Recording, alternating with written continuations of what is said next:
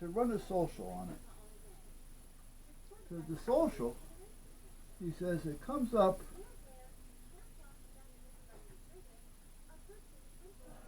for a guy that lived in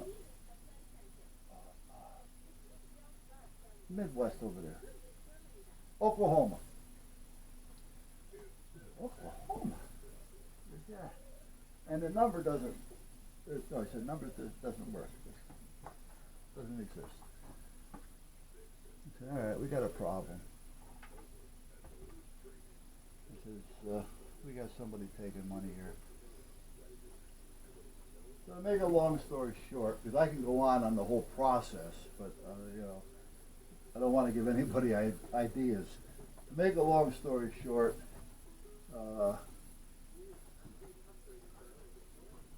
he got arrested. And that's how we found out about the 10 cents and all that kind of stuff. And then he wanted to know how. How? How we found him. You think I'm going to tell you that? I'm going to tell you so you can go and try this again? I says, do we look as stupid as you? No? And the FBI guy starts laughing. But they were going to prosecute him.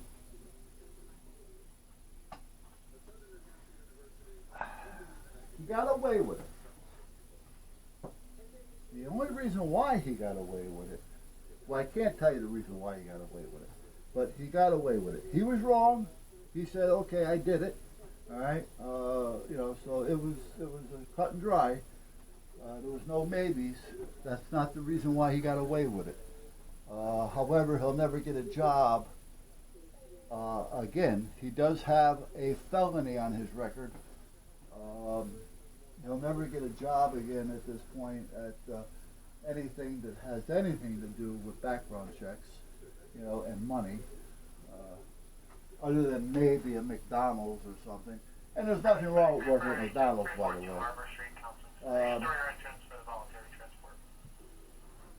You know, but he'll never get a job that he's used to and he's trained to do. Let's put it that way. So his life is basically shot. You know, people don't realize, you know, oh, okay, I'm not in jail, and they say I'm a felon. You don't realize how that's going to hurt you in the future. You know, especially the kids. They don't realize it. You know? If you have it and you've changed, go get a pardon. Get it off your record, or locked up anyway. Get it hidden. You know? Hire an attorney, because it's gonna kick you in the ass. Sooner or later, it's gonna get you. So, well, hold on, let me get this and I'll tell you another one.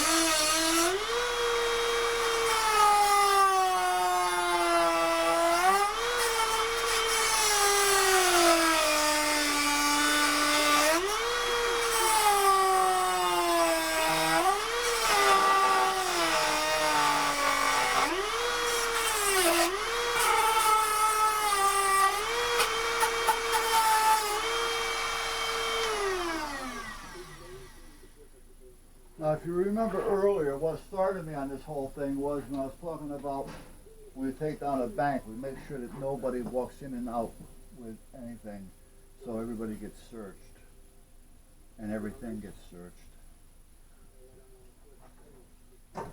Well, the same bank in the main office in the center of town,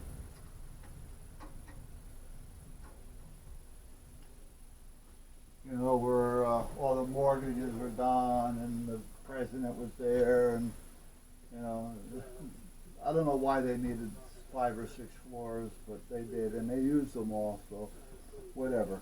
It was a big bank. And I can understand the data center, but I don't know why the bank needed such a big place. But anyway,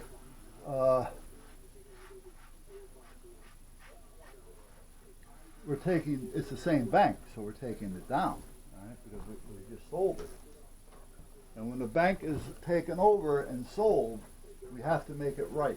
So in other words, it can't be turned over to another owner until it's straight. The book's straight, the money count is straight. And that's when I say sometimes we have to order money. You know, if a new bank is going to take over and that old bank is short $200,000 or $300,000, you know, we have to order $200,000 or $300,000 to put into that account so that the new bank is starting fresh.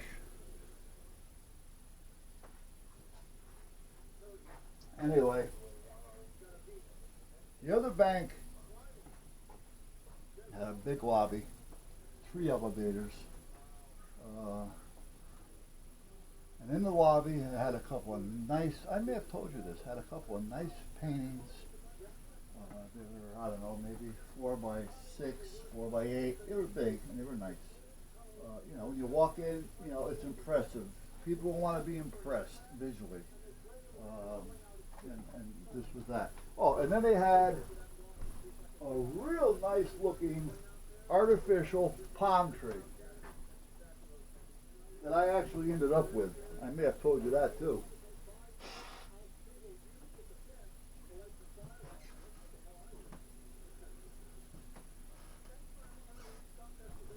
So all the other stories that were involved with that one, I'm just going to put them aside. But now it comes to a point to where the bank is being liquidated.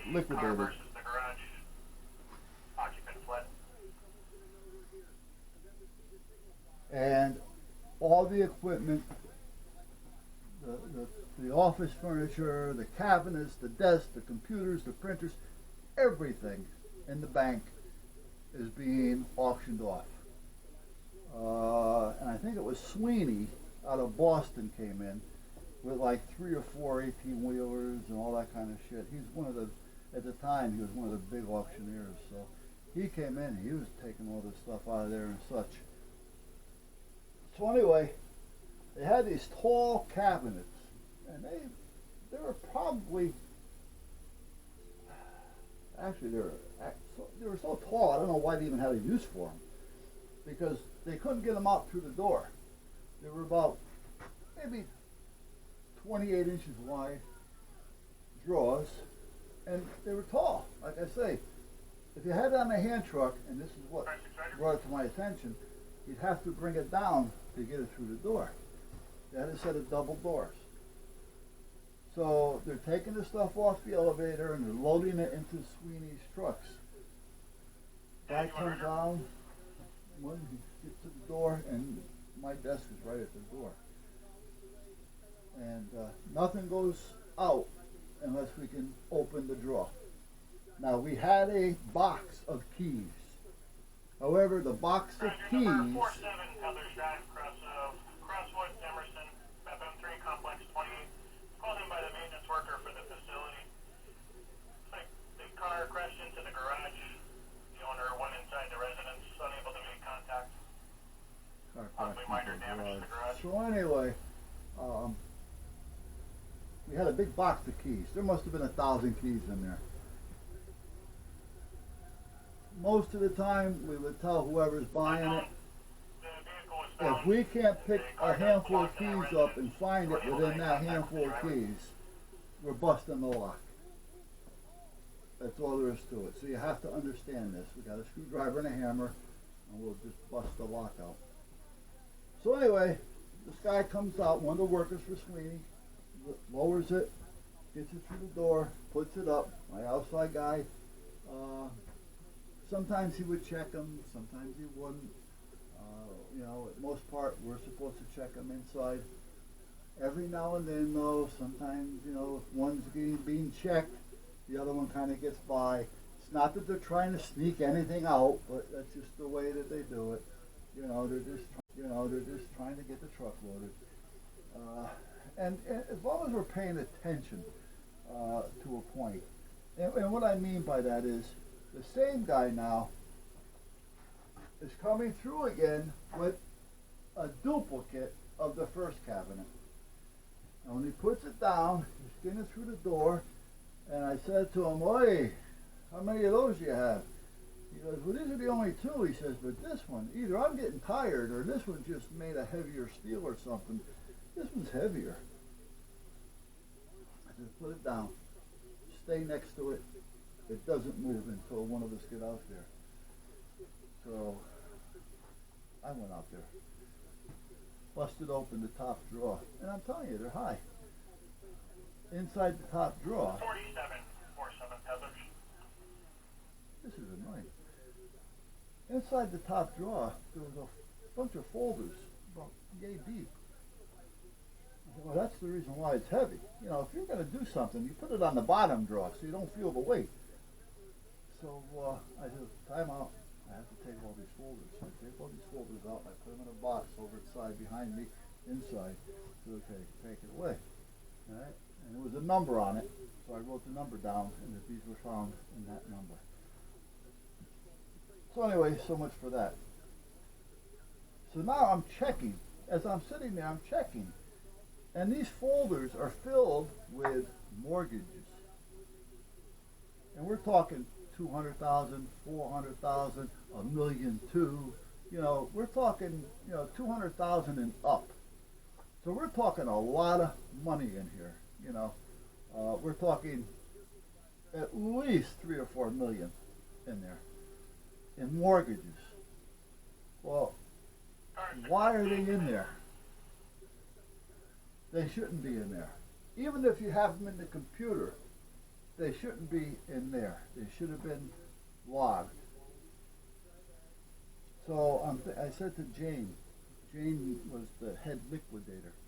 I said to Jane Benson, I said, "Jane, I found these over there, they're mortgages." I said, "You have any idea on what department that might have come from?" So she says, "Well, I can always say it came from the mortgage department." Ha ha ha ha ha. She was like that, I said, "Oh, sure." I says, "Now, for real, She goes, "No," she says, "is there any numbers on them or anything?"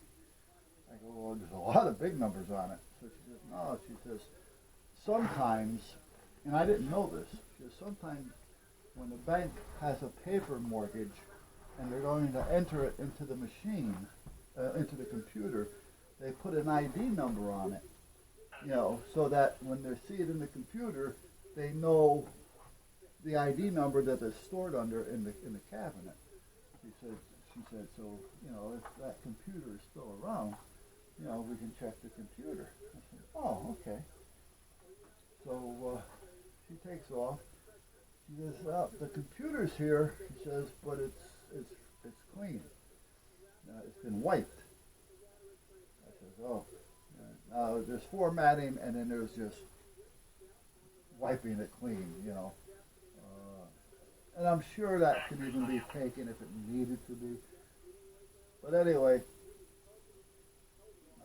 at that point, I said, "Oh," I said, "so now what do we do?" She says, "Well, why?" I said, "Because I think there's something dirty here." She goes, "Well, I agree," she says, "but I don't know what we can do here to find it." I says, "Well, when they do this, when they cleaned off these computers and they wiped them, didn't they put them onto a backup someplace, to identify it? Because you just can't wipe shit out of a computer, because then if the paper does get lost, you have nothing on it. And in this case, if those mortgages made it out of here and made it to the Sweeney's, and Sweeney just starts dumping everything out, thinking we did our job, so just throw it away. Next thing you know, all those mortgages got thrown out. They're never to be seen. And if they're not on the computer, nobody's going to know about it. So these people are living in their homes for nothing. They can never sell it, but as long as they keep paying taxes, all they got to do is just keep handing it down to their family. Your access has been Yeah. gained. Try not just a few minutes out. Because the only thing the government cares about is taxes. So as long as the taxes keep getting paid, they have a free home. Yeah, you're right. So she started looking. That part of it was never saved. So somebody knew what they were doing because there was nothing. And they were thinking once they went out the door, they'd be gone because they really had no way of getting them out personally. So the only way they can get them out was to stick them in something and hope that they wouldn't be found. And so they stick them up high, thinking that who's going to get up there to do it, and that's what happened. Well, come to find out, it was the bank president. That was just part of it, and they're looking for him because now we've got proof, basically. Again, I'm not telling you the whole story, and there's things that I just can't tell you. I probably told you too much as it is, but because I don't want to give anybody ideas. So anyway, as this is going on, now he's on our list now. Now he's on the list. We got to start checking everything he's done because he just can't be trusted. So those big paintings that were in the hallway, they had receipts on those for $30,000 and $35,000 a painting, and there was two of it. So they go to